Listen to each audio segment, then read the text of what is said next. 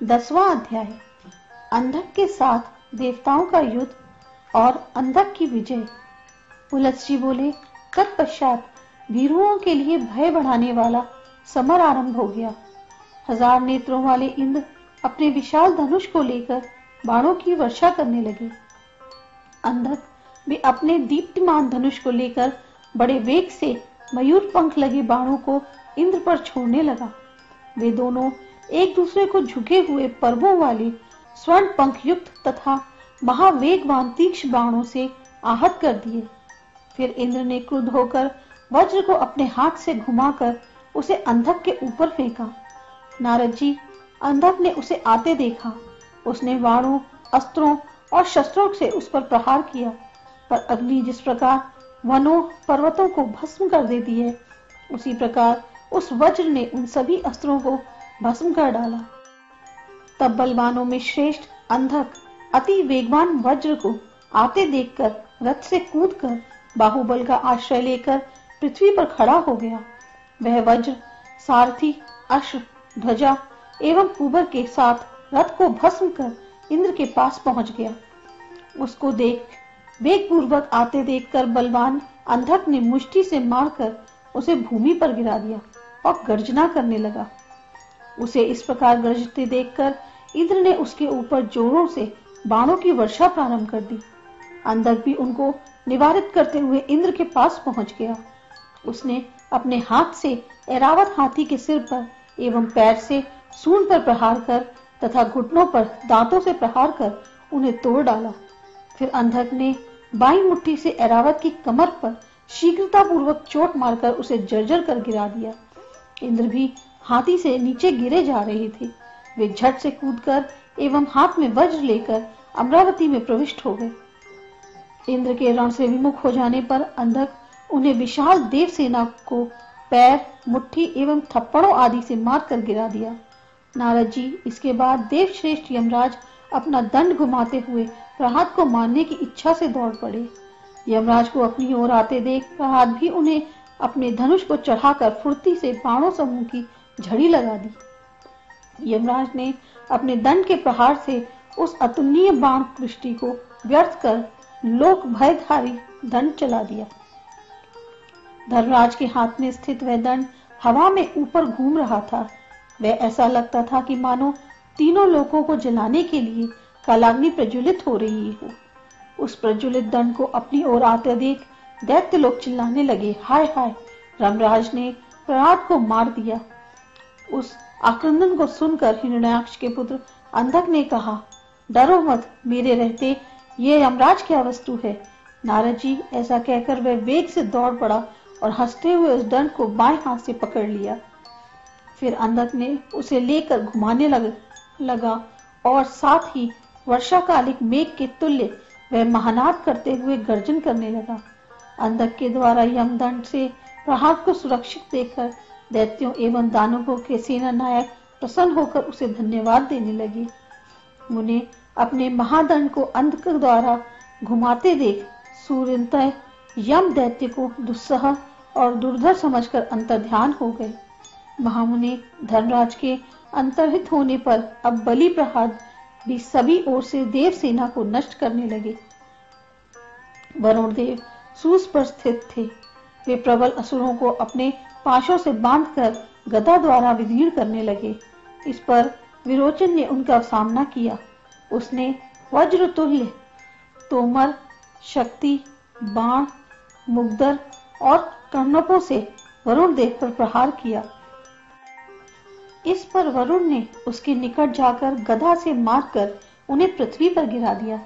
फिर दौड़कर अपने पाशों से उसके मत वाले हाथी को बांध लिया, पर अंधक ने तुरंत ही उन पाशों के सैकड़ों टुकड़े कर दिए। नारद जी, इतना ही नहीं, उसने वरुण के निकट जाकर उनकी कमर भी पकड़ ली।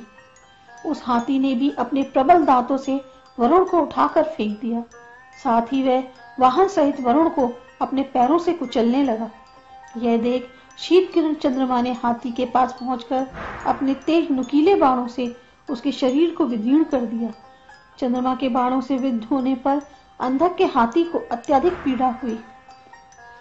वह अपने पैरों से वरुण को तेजी से बार बार कुचलने लगा।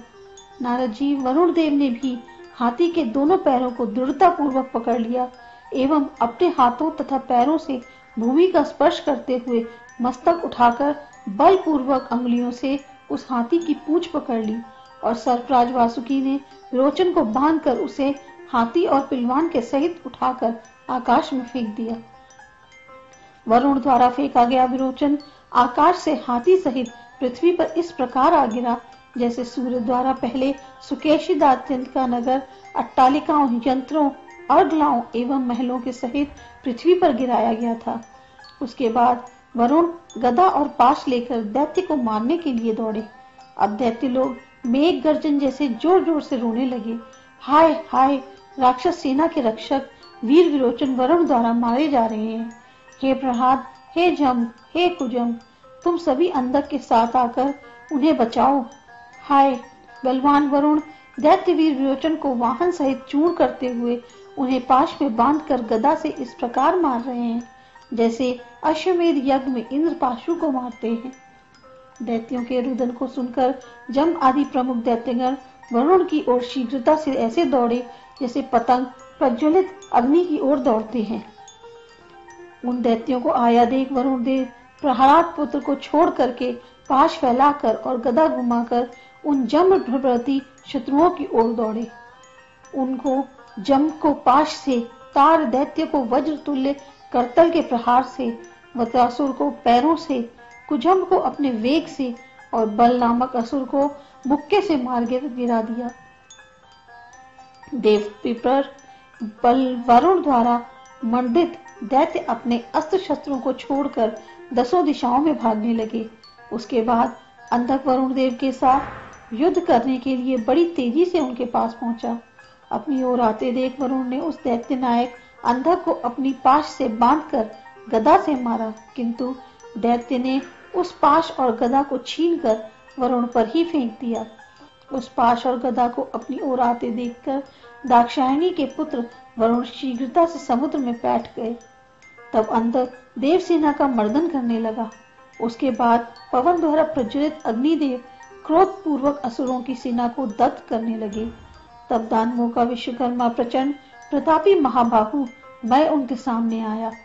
नारद जी शंबर के साथ उसे आता देख अग्निदेव ने वायु देवता के साथ शक्ति के प्रहार से मैं और शंबर के कंठ में चोट पहुंचाकर उन दोनों को ही जोर से पकड़ लिया।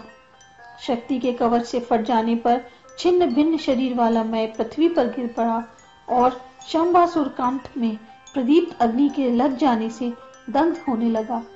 अग्नि द्वारा जलते दैत्य ने उस समय मुक्त कंठ से इस प्रकार रोदन किया जैसे वन में सिंह से आक्रांत मतवाला हाथी वेदना से दुखी होकर करुणा चिंगाड़ करता है। शंबर को उस शब्द को सुनकर क्रोध से लाल नेत्रों वाले दैत्येश्वर ने कहा, अरे ये क्या है? युद्ध में मैं और शंबर को किसने जीता है? इस पर दैत्याओं ने अंधक से कहा, अग्निदेव इनको जला रहे हैं, आप जाकर उनकी रक्षा करें। आपके अतिरिक्त दूसरा कोई भी अग्नि को नहीं रोक सकता। नारद जी दैत्यों के ऐसा कहने पर हिरण्याक्ष पुत्र शीघ्रता से परेख उठाकर ठहरो ठहरो कहता हुआ अग्नि की ओर दौड़ पड़ा। अंधक के वचन को सुनकर अव्यात्मा दे अग्निदेव ने अत्यंत क्रोध से उस दैत्य को शीघ्र ही उठाकर पृथ्वी पर पटक दिया। उसके बाद अंधक अग्नि के पास पहुंचा। उसने श्रेष्ठ अस्त्र के द्वारा अग्नि के सिर पर प्रहार किया। इस प्रकार आहत अग्निदेव शंबर को छोड़कर तत्काल अंधकी की ओर दौड़े। अंधक के आते हुए अग्निदेव के सिर पर पुनः परिग्रह से प्रहार किया। अंधक द्वारा ताड़ित अग्निदेव भयभीत हो रण क्षेत्र से भाग गए। उसके बाद पराक्रमी अंधक वायु, चंद्र, सूर्य, साध्य, रुद्र, अश्विनी कुमार, वसु और महानागों में जिन को बाणों से स्पर्श करता था वे सभी युद्ध भूमि से परागमुख होकर जाते थे। इस प्रकार इंद्र, रुद्र, यम, सोम सहित देवताओं की उग्र सेना को जीतकर अंधक श्रेष्ठ दानवों के द्वारा पूजित होकर पृथ्वी पर आ गया। वहां वह बुद्धिमान दैत्य को सभी राजाओं ने अपनी करत बनाकर तथा समस्त चराचर जगत को वश में करके पाताल में स्थित अपने अश्मक नामक उत्तम नगर में चला गया। वहां उस महासुर की सेवा करने के लिए अप्सराओं के साथ सभी प्रमुख गंधर्व, विद्याधर एवं सिद्धों के समूह पाताल में आकर निवास करने लगे।